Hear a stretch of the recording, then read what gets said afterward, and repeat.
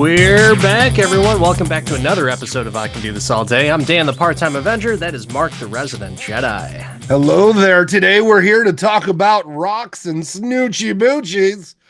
We are here as Kevin Smith's classic Dogma has turned many, many years old and rolled back through theaters this year. We thought it would be valuable for us to give a shout out to our favorite friend of the podcast. Open invitation, Kevin. You can, skip one of your many, many podcasts and join ours. But we wanted to do a Mount Rushmore of the Askewniverse. Kevin Smith has just become a staple for all of the millennials, zennials, maybe even some Gen X people that are out there as well. But it's just been ingrained in my childhood, and that's kind of weird to say, like, your childhood. Kevin Smith has molded your childhood. I think that's the reason why I might have some problems. Not the whole Terminator thing, but Kevin Smith. It explains a lot. But yeah, so he was just such an influential person for me, and just overall movie quoting experiences, the movie watching experiences, and like just the inside jokes for all your friends and quoting the movies. So we figured, why not do something for Kevin Smith and the Askewniverse? And with that, we've got only the people that are not in Clerks. Okay, so that was one of the prerequisites for this, because we figured, you know what, if we did a true Mount Rushmore, all it would be is 4 people from Clerks. So it'd be Dante, Randall, and Jay and Silent Bob. So we're leaving them out. So don't be disappointed if you don't see them on this Mount Rushmore. But Mark, why don't you tell us a little bit about what your prerequisites are? And we're doing a joint list for this episode too. So what were some of your prerequisites as to what would constitute the best candidate for this Mount Rushmore? Yeah, I think that we wanted to, again, we could go on and on about the Clerks folks who appeared in many different movies. Much love to Brian O'Halloran and Jeff Anderson, who made Kevin and Jay, all of them together have done so much, and they've all been headlining movies. But we needed more.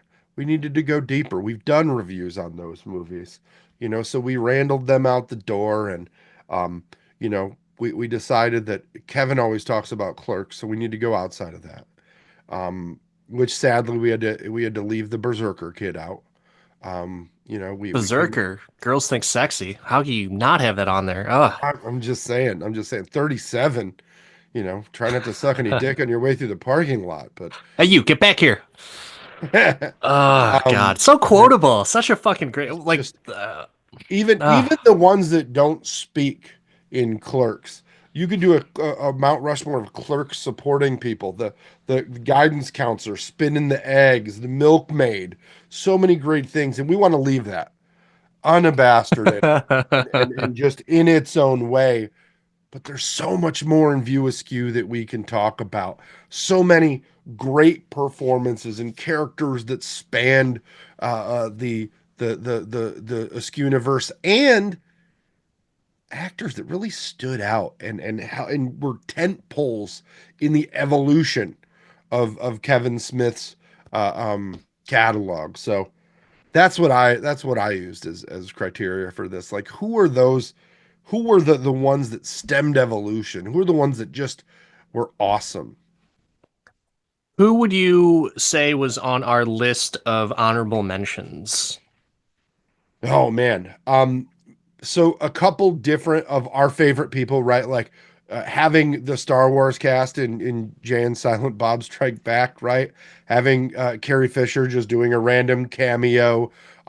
Having Mark Hamill as Cockknocker. Even Chris Rock in both Dogma and Jay and Silent Bob Strike Back. Like, getting that level of actor was something that Kevin, you didn't see early. What about you? I would probably say just Chris Rock as Rufus was for sure like one of my favorite favorite characters in my favorite Kevin Smith movie. And now it's starting to become a little bit hazy because Dogma was my favorite Kevin Smith movie. I might have to revert back to one of the Clerks movies. I'm not sure. Yeah. But it's all good. I think the only other person that I would say was an honorable mention for me, which you mentioned earlier, is Berserker. Man, that guy is just the shit. He's just so good. I wish I had that fucking Berserker t-shirt, and I know it's out there. I've been too lazy to looking online to buy it. So maybe one day I'll rock a Berserker t-shirt because God, that guy's so awesome.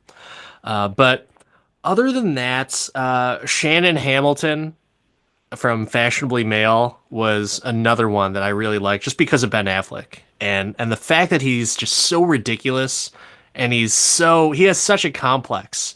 He just my buddy Tom back in college, he would always do the whole Shannon Hamilton like who's your favorite new kid?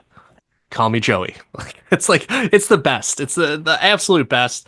And other than that, I mean, Berserker, Shannon Hamilton, that's where my list stops.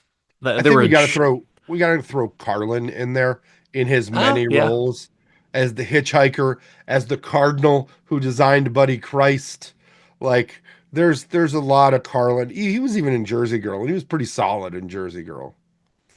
That's a good call. That's a good call. Stan Lee is another one just because he has that great cameo and a really like heartfelt speech, like it was pretty cool. So I'm down with that. I But think your friend has a bit of an obsession with superhero sex organ.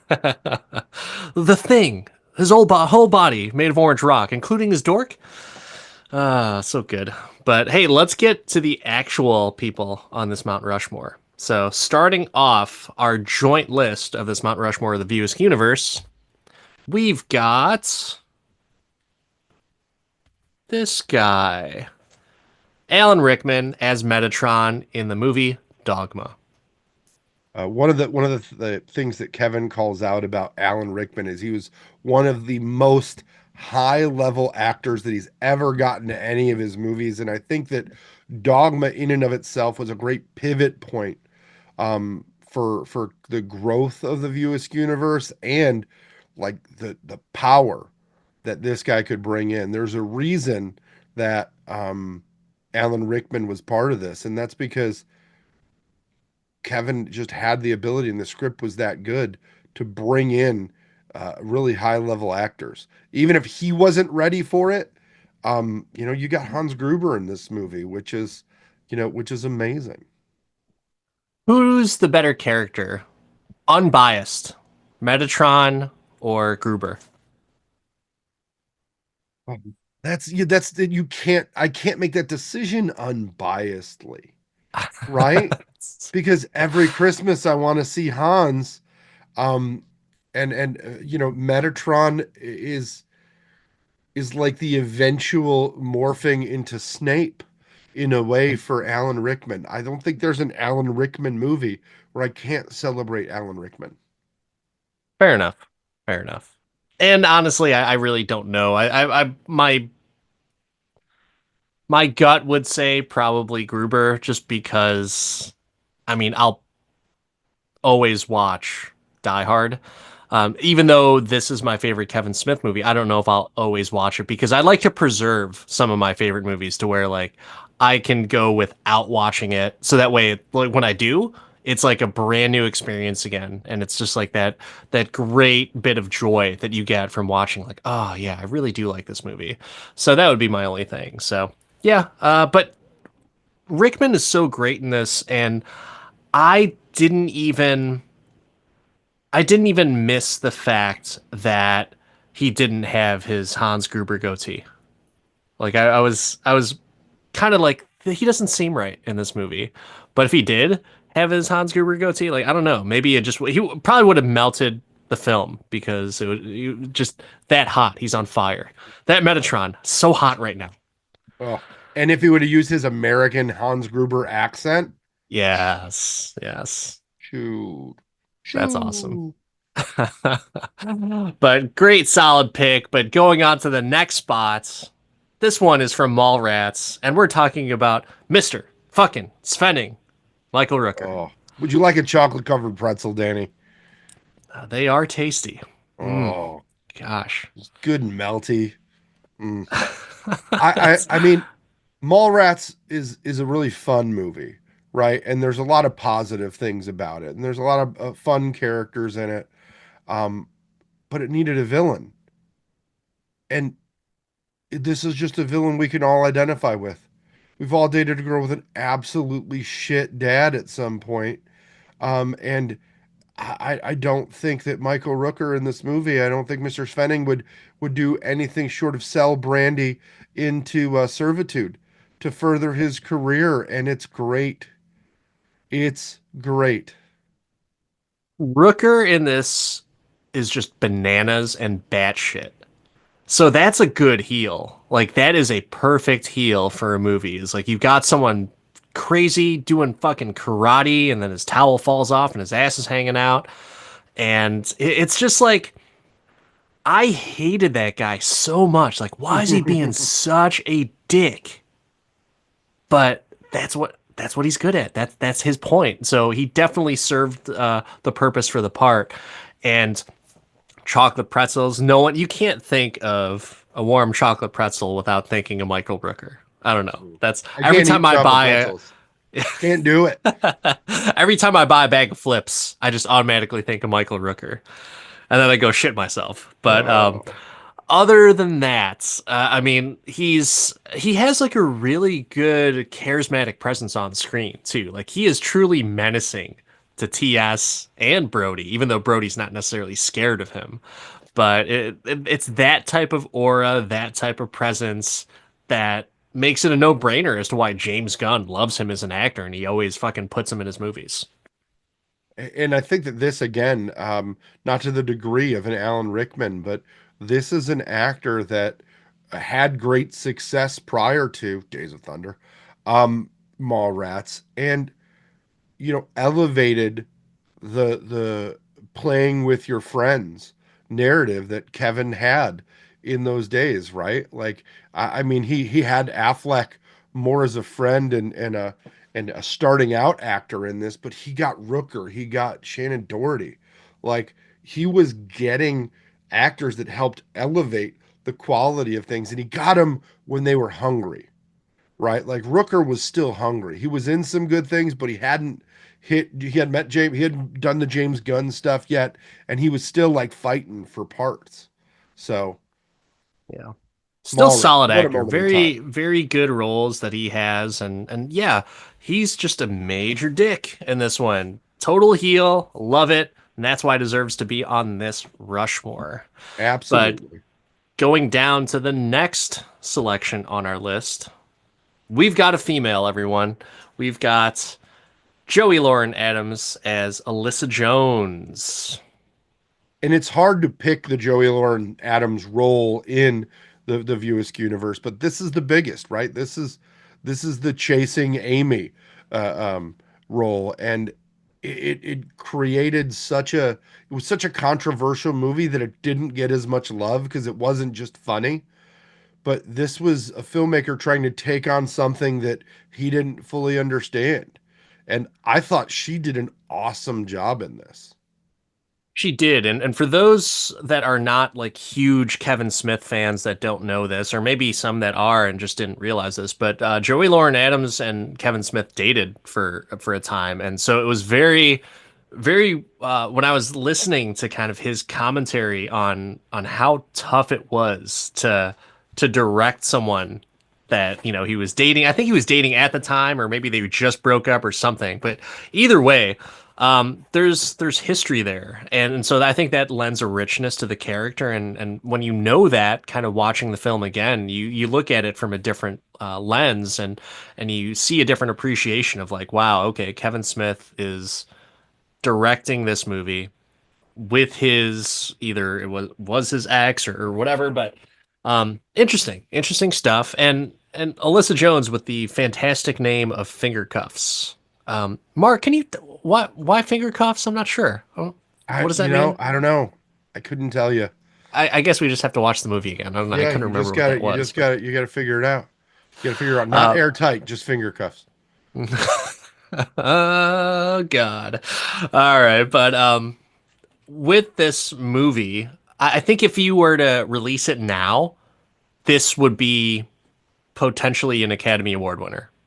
I don't know. I'm thinking just because of the timing of it was just released 30 years too soon or 20 years too soon. I don't know. I don't know. There's a certain thing about this movie that I don't mind and I enjoy, but that would keep it from critical acclaim, and that's Kevin being wordy, right? There's so much dialogue in this movie, but I love it. I Yeah. think that it gave Affleck, um, the opportunity to monologue that nobody ever has. This movie for me, um, just put um um multiple characters that he uses all the time at this super high level, um and it it elevated a pro skateboarder into a household name, right? Jason Lee is Banky in this is amazing. And I think it's one of the many reasons that he's gotten some of the shows that he has. I definitely think that there's a lot here in that movie, and none of the movie works without Joey Lauren Adams doing an amazing job. So a huge linchpin in this film. Huge talents. It's been a while since I've actually seen her in anything. I'm not sure if she's doing a whole lot of acting now, but she absolutely deserves this spot on the Mount Rushmore of the View Askewniverse because, I mean, she is a force to be reckoned with, and yeah, great character. So, She kudos was to in Joey Jay and Lauren Silent Adams. Bob Reboot. She was, yeah. But anything else besides that? I don't think I've seen her in anything else. According to IMDb, she was in the last thing she was in was Greedy People. And then the Hmm. quest for Tom Sawyer's Gold in 2023. She did some episodes of the L Word, Generation Q. Huh. Um, Okay, never mind. I retract my previous statement. She's working she's a still lot. working, but she's not in everything. Fair enough. Not in other Kevin Smith stuff either. So, but If the Twilight of the Mallrats happen, she's yeah, lined up for that. But that'll be interesting if that ever comes out. yeah, But they'd bring back everybody but Shannon Doherty. Renee. Yeah, R.I.P. Shannon Doherty. Yeah. But going on to our last, or no, second to last pick. I don't know what it is, but either way, next pick on the Mount Rushmore, we have. I think it's our last. Sorry, I'm fucking stupid.